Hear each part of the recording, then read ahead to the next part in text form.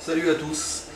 Voilà, je voudrais vous présenter la première partie et la première étape dans la construction du drone que j'ai commandé et je souhaiterais partager avec vous cette expérience.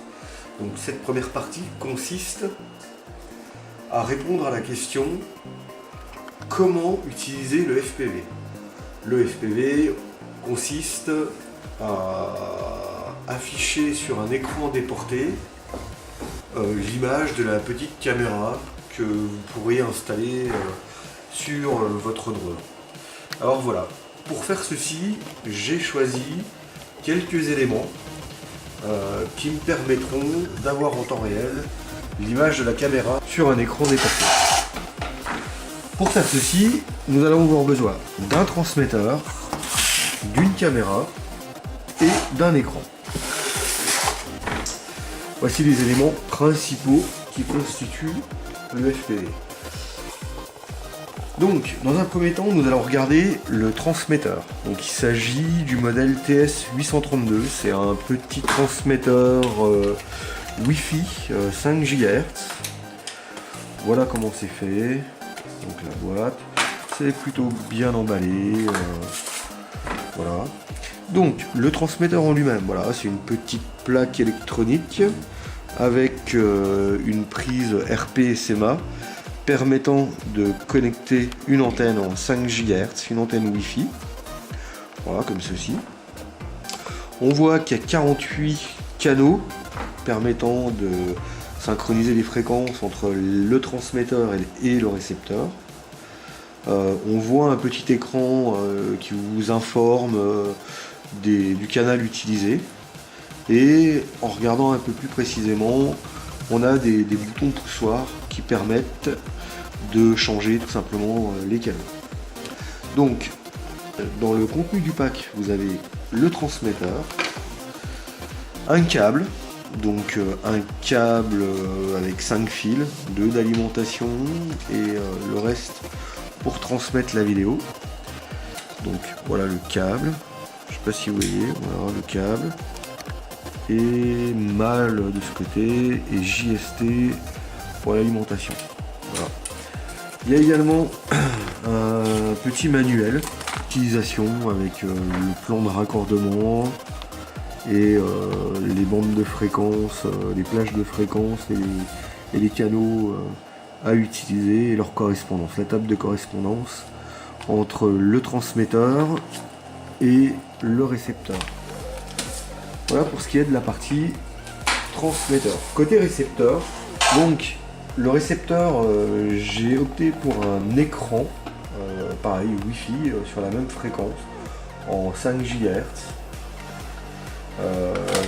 qui fait office de récepteur. Cet écran est équipé d'un pare-soleil et d'un anti-reflet, de manière à ce que en extérieur on ne soit pas trop gêné par le soleil ou autre. Bon, la télécommande, là dans mon cas, c'est une télécommande qui n'est plus trop utilisée, mais voilà, qui permet de faire un bon support. Donc un écran et une caméra. Donc moi dans mon cas, j'ai choisi d'utiliser le modèle Firefly Q6, Hawk AX Firefly Q6. Donc c'est une petite caméra relativement légère, capable de filmer en 4K avec un objectif pour ce modèle à 90 degrés et sans distorsion. Le gros avantage, c'est qu'elle est équipée d'une petite batterie de 500 mAh, lui permettant d'avoir une autonomie d'environ 30-40 minutes. J'ai pas réellement encore testé l'autonomie. Elle est équipée aussi d'un emplacement pour carte SD. Donc il existe plusieurs modèles de carte SD. Moi dans mon cas, j'ai choisi une carte SD 32 Go. Et chose importante, cette carte est de type UHS 3. Si vous optez pour une carte de moins bonne qualité ou d'autres types de cartes d'autres modèles, ça ne vous permettra pas d'avoir un débit suffisant pour enregistrer en 4K. Donc voilà, donc un emplacement carte SD, voilà, qu'on enfonce comme ça.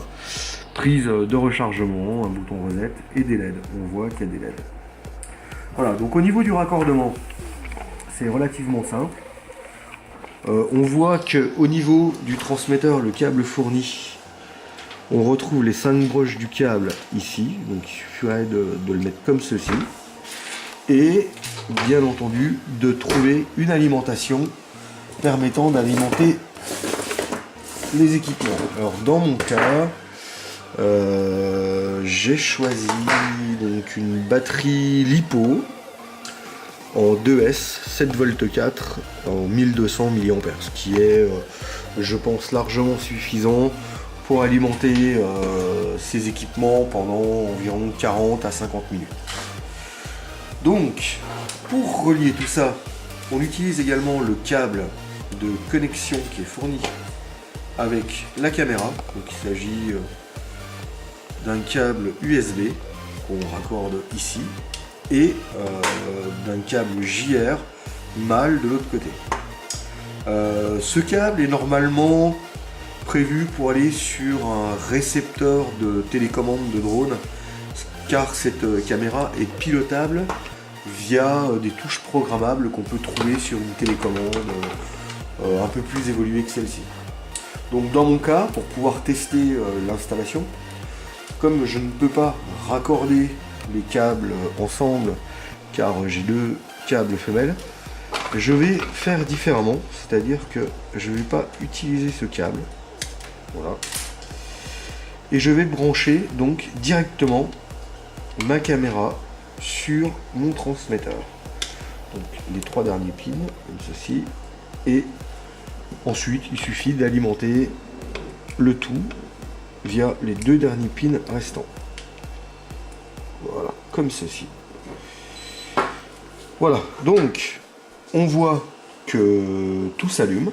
Donc mon transmetteur est sur le channel 13. Voilà, que tout est alimenté. Donc maintenant reste à allumer le récepteur, donc l'écran. Donc voilà, on allume. Et là on se retrouve donc avec la petite caméra en 4K, donc qui permet de filmer en 4K et d'avoir un équipement autonome, et surtout d'avoir une vision déportée comme ceci, vous voyez, en imaginant que cet équipement serait installé sur un drone. Ça nous permettrait donc de voir notre vol. Voilà, ce que je voulais vous présenter, c'était ces 2 équipements, comment les relier entre eux, comment les utiliser. Je pense que j'oublie rien, si ce n'est peut-être le fait de comment on couple le transmetteur et l'écran. Alors ici je vous disais qu'on avait un petit écran et des boutons, donc on choisit la bande de fréquence. Voilà, la bande de fréquence sur 6 fréquences, me semble-t-il. Donc moi j'ai choisi la bande de fréquence 1 et les canaux, le canal à utiliser. Donc voilà, 14, 15. Et au niveau du transmetteur, il y a un bouton de recherche automatique. Voilà, on appuie sur le bouton de search pendant 2 secondes et le récepteur trouve l'émetteur, ce qui nous permet donc d'afficher le contenu de notre caméra. Voilà, je souhaitais partager avec vous cette petite étape dans la construction de mon drone qui est en cours, et je continuerai à partager avec vous les informations et toutes les étapes de sa construction. En espérant que cette vidéo vous plaise. Allez, ciao!